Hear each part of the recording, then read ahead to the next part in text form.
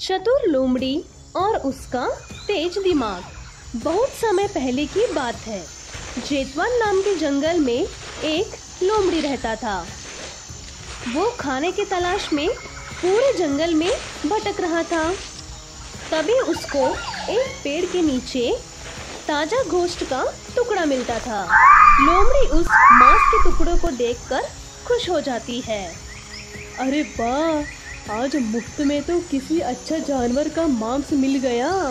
आज तो मैं मजे ही करूँगा अकेले। लोमड़ी उस गोश्त के टुकड़े को खाने ही वाली थी। तभी एक कौवा वहाँ पर आता है और वो लोमड़ी को मांस का टुकड़ा खाने नहीं देता। ये देखकर लोमड़ी के दिमाग में एक आइडिया आता है और वो कव्वे से कहता है, देखो कव्वे भाई, तुम्हें ये मांस का टुकड़ा खाना है तो खा लो। मैं यहाँ पर पहरेदारी कर रहा हूँ क्योंकि ये गोश्त एक बाघ का है ना, और उसी ने मुझे इसकी पहरेदारी करने के लिए यहाँ रखा है। वो बस अभी आते ही होंगे। लोमड़ी ये बात सुनकर कौवा डर जाता है और वो कहता है, अरे नहीं नहीं, अगर ये टुकड़ा बाघ का है तो मैं क्यों खाऊंगा, मैं कुछ और ढूंढ लूंगा। ये कहकर कौवा वहाँ से उड़ जाता है और लोमड़ी खुश होके कहने लगती है, अब तो पार्टी अकेले ही करूँगा और कोई रोकने वाला भी नहीं है। पार्टी तो बनती है, पार्टी तो बनती है। तभी अचानक वहाँ पर एक शेर आ जाता है और लोमड़ी मांस के टुकड़े को नीचे रखता है। शेर उससे कहता है, अरे लोमड़ी, क्या तुम्हें अपनी जान प्यारी नहीं है? तुम्हारी इतनी हिम्मत, क्या तुम इस मांस को मेरे सामने खा रहे हो? अरे नहीं नहीं शेर महाराज, मैं इसे खा नहीं रहा था। मैं तो बस इसे सूंघकर देख रहा था कि ये ताज़ा है या नहीं, क्योंकि ये मांस का टुकड़ा मेरा नहीं, एक बाघ का है। वो बस आते ही होंगे। दरअसल उन्हीं ने मुझे इसके पहरेदार के लिए बैठाया है। अच्छा अच्छा, तो ये बाघ का है।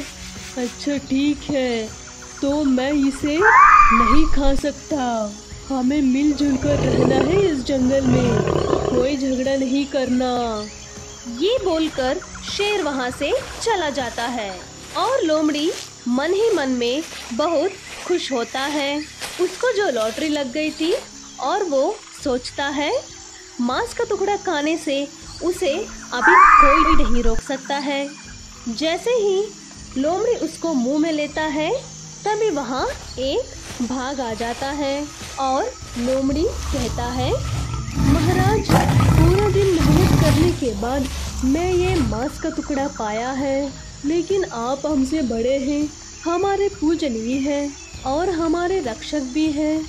आप चाहे तो ये मांस का टुकड़ा ले सकते हैं, मैं कुछ और ढूंढ लूंगा खाने के लिए। लोमड़ी की ये बात सुनकर बाघ बड़े प्रसन्न हो जाता है और वो कहता है, अरे वाह, तुमने मुझे इतना सम्मान दिया, मैं बहुत प्रसन्न हुआ।